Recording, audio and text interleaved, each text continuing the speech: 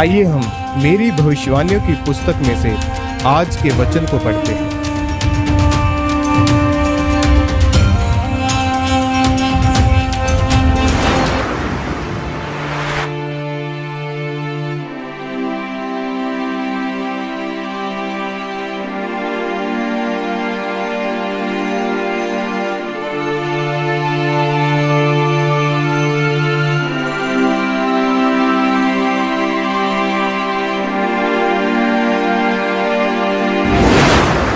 पवित्रताई और अधीनगी में रहने का भेद। जैसे कि एस्तर 2 उसके साथ में लिखा है, उसने हादसा नामक अपनी चचेरी बहन को, जो एस्तर भी कहलाती थी, पाला पोसा था, क्योंकि उसके माता पिता कोई न थे और वह लड़की सुंदर और रूपवती थी। और जब उसके माता पिता मर गए तब मोर्दके ने उसको अपनी बेटी करके पाला। मेरे प्रियो, बाइबल में लिखा है कि अगर आप महान और ऊंचा होना चाहते हैं तो पहली चीज आपकी जिंदगी में पवित्रताई होनी चाहिए। आपकी जिंदगी में आपका परमेश्वर के साथ संबंध होना चाहिए। और दूसरी चीज, आप किसी न किसी व्यक्ति के साथ जो परमेश्वर के अधीन रहता हो, आपको उसके अधीन रहना चाहिए। अगर आप ध्यान से बाइबल में एस्तर के बारे में पढ़े तो लिखा है कि वो बचपन से ही पवित्रताई में चलने वाली लड़की थी। उसको सिखाया गया था कि परमेश्वर के वचनों पर किस तरह चलना है। एस्तर के माता पिता नहीं थे, वो अपने चचेरे भाई मोर्दके के साथ रहती थी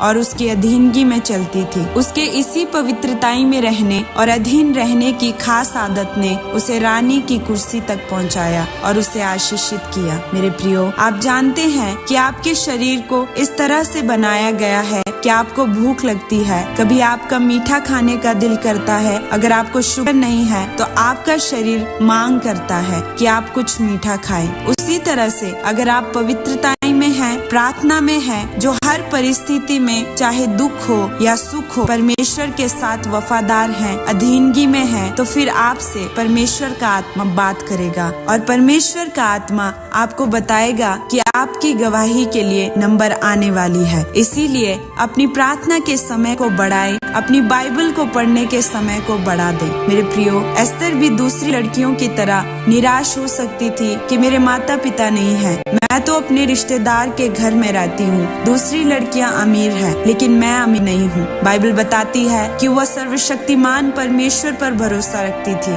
आज लोग थोड़े से दुख में हार मान लेते हैं, पवित्रताई में नहीं रहते, और यही कारण है कि जो वे परमेश्वर से मांग रहे हैं उनको नहीं मिलता, क्योंकि उनका परमेश्वर के साथ कोई संबंध ही नहीं है। इसलिए मेरे प्रियो, अगर आप चाहते हैं कि आपको भी परमेश्वर एस्तर की तरह ऊंचा और महान करे, तो आप अपने आप को जांचिए और अपनी कमियों को दूर करके परमेश्वर के साथ अपने संबंधों को मजबूत करें। पवित्रताई और अधीनगी में रहें ताकि परमेश्वर आपके अंदर से उन आशीषों को निकाल सके जो उसने आपके लिए रखी है और जो वो आपको देना चाहता है। आमीन।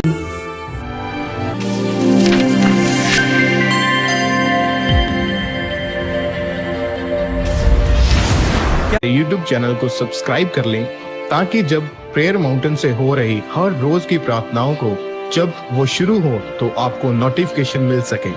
और भी बहुत सी लाइव टीचिंग्स होती हैं जो परमेश्वर के दास प्रेरित अंकुर यूसुफ नूरुल्लाह जी देते हैं। उन सभी टीचिंग्स को समय पर और सबसे पहले सुनने के लिए हमारे YouTube चैनल को सब्सक्राइब कर लें और नोटिफिकेशन बेल को ऑन कर लें।